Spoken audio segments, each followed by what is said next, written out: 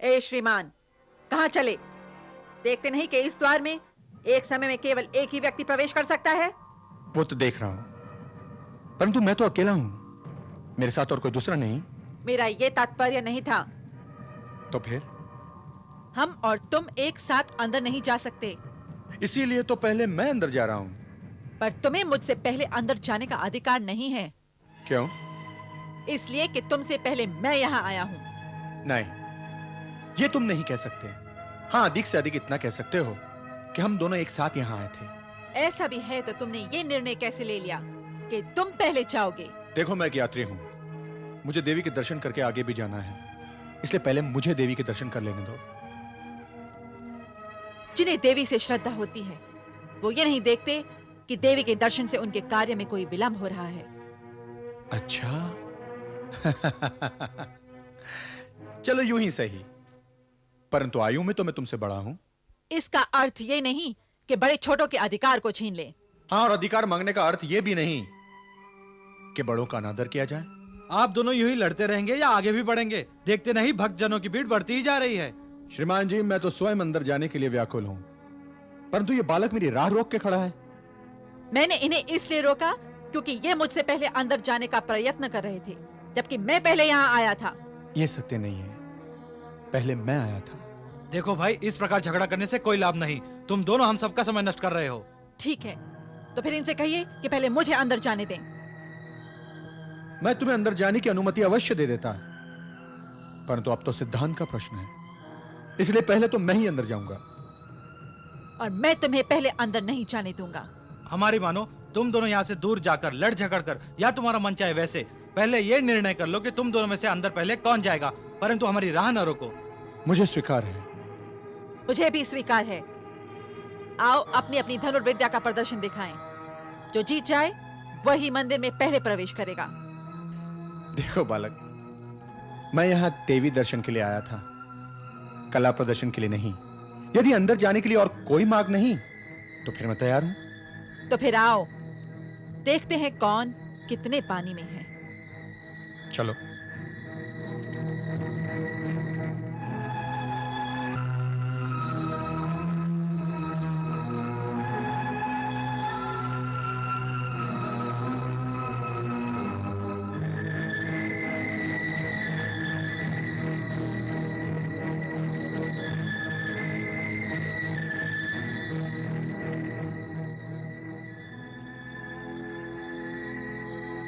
हम में से जो भी अपने बाण से इस आग की पुतली को भेद देगा वही विजयी माना जाएगा। उसे ही मंदिर में पहले प्रवेश करने का अधिकार होगा। क्या देख रहे हो? कुछ देख नहीं रहा हूं, सोच रहा हूं। क्या सोच रहे हो? यही कि तुम्हें क्या करना चाहिए और तुम क्या कर रहे हो। मैं कुछ समझा नहीं। आंख का कितना सुंदर चित्र तुमने बनाया है। कदाचित प्रकृति ने इसीलिए तुम्हारे इन कोमल हाथों को बनाया था कि तुम इनसे चित्रकारी कर सको, परंतु तुम इन हाथों में धनुष्य बाण उठाकर प्रकृति की दी हुई देन का अनादर कर रहे हो। मेरे हाथ को मत देखो, अपने लक्ष्य की ओर देखो। ध्यान हट गया तो निशाना भी चूक सकता है। अपना धनुर्बाण संभालो और अपने भाग्य को पहले तुम आजमा लो। मुझे कोई आपत्ति नहीं।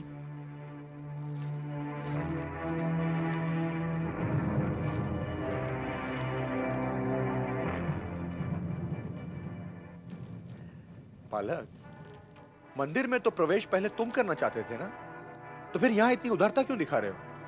यहां भी पहले तुम ही करो, मैं तुम्हें अवसर देता हूं। मुझे पहला अवसर देकर शेष जीवन पछतावा करोगे, अच्छा, वो क्यों?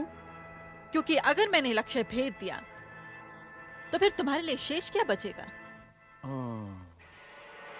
कोई बात नहीं, जो बचेगा उसे मैं अपना भाग्य समझ लूंगा। ठीक है, तो फिर देख लो।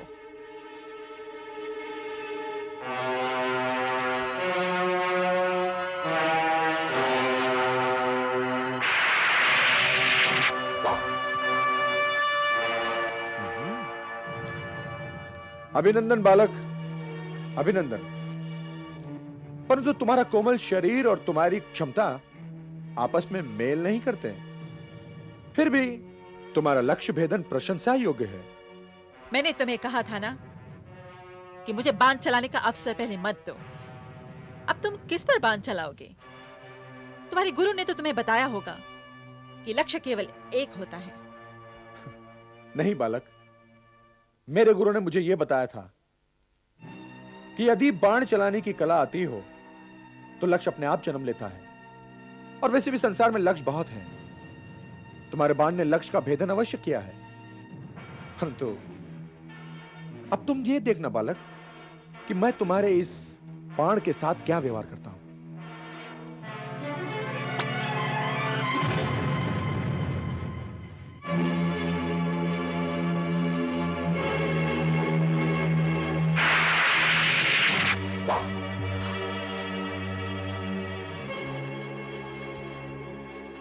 कहां गया तुम्हारा बाण बालक? अब तुम यह भी नहीं कह सकते कि तुम्हारे इस लक्ष्य को मेरे बाण के अतिरिक्त और किसी के बाण ने भेदा होगा। अब मैं मंदिर की ओर प्रस्थान कर सकता हूं ना? नहीं। क्यों? ये निर्णय कौन करेगा कि तुम जीत गए और मैं हार गया? बाण तो मेरा भी लक्ष्य पर लगा था। बात तो तुम ठीक कह रहे हो। एक काम करो, मंदिर पहले तुम चले जाओ, मैं तुम्हें इसकी अनुमति देता हूं। मुझे अनुमति नहीं, अधिकार चाहिए। चलो यूं ही सही, मैं अनुमति शब्द वापस लेता हूं और तुम्हें अधिकार देता हूं। अधिकार दया से नहीं लिया जाता, क्षमता से लिया जाता है। बड़े विचित्र हो, ना मुझे जाने देते हो, ना खुद जाने को तैयार होते हो। इस विवाह का कोई तो अंत होगा। अंत क्यों नहीं? इस बात का तो पहले ही निश्चय हो गया था कि जो भी जीतेगा वही मंदिर में पहले प्रवेश करेगा। सत्य है, जीता मैं था। परंतु मैं भी तो हारा नहीं। तुम चाहते क्या हो? हार या जीत का निर्णय यदि धनुष और बाण से नहीं हुआ तो क्या? अभी खड़ग तो बाकी है। तुम व्यर्थ हर्ट मत करो बालक। मुझे बालक मत कहो। तो क्या कन्या कहूं? सच पूछो तो तुम्हें कन्या कहने को ही मन करता है। अरे क्यों, न जाने क्यों ऐसा लगता है कि प्रकृति ने तुम्हें कन्या बनाते बनाते बीच में अपना विचार बदल दिया हो। तुम मुझे क्रोधित कर रहे हो। मैं बातों में नहीं, कर्म में विश्वास रखता हूं। निकालो अपना खड़ग और देखो कि इस कोमल तन में कितनी शक्ति है। जाने भी दो मित्र, अब इस विवाद को यहीं समाप्त कर देते हैं। भयभीत हो रहे हो? नहीं, चिंता हो रही है कि कहीं तुम्हारी इस कोमल कलाई में पहुंच ना आ जाए। तुम नहीं मानोगे।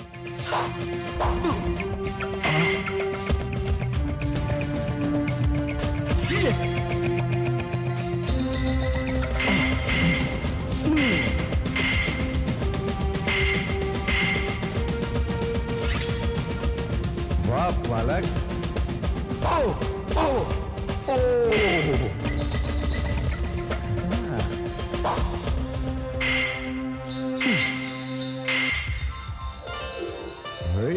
वाह वाह वाह! ओ, कौन है?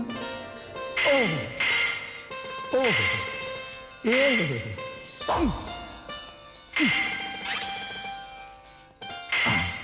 बाबा! ओ, ओ, बहुत अच्छे, वाह बालक! और कोशिश, सके बालक, वाह बालक! बस बस बालक, बहुत हो गया।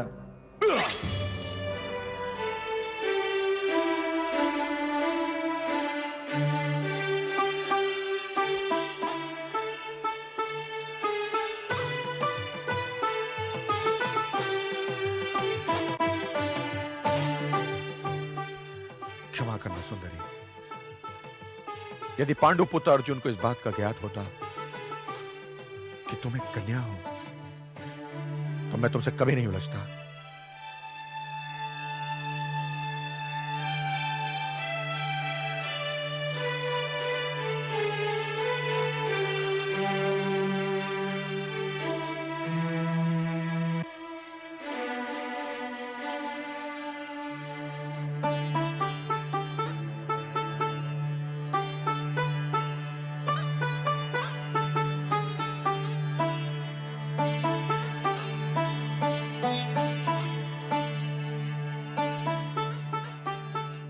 माता, आप तो जानती हैं कि यह भूल अनजाने में हुई थी।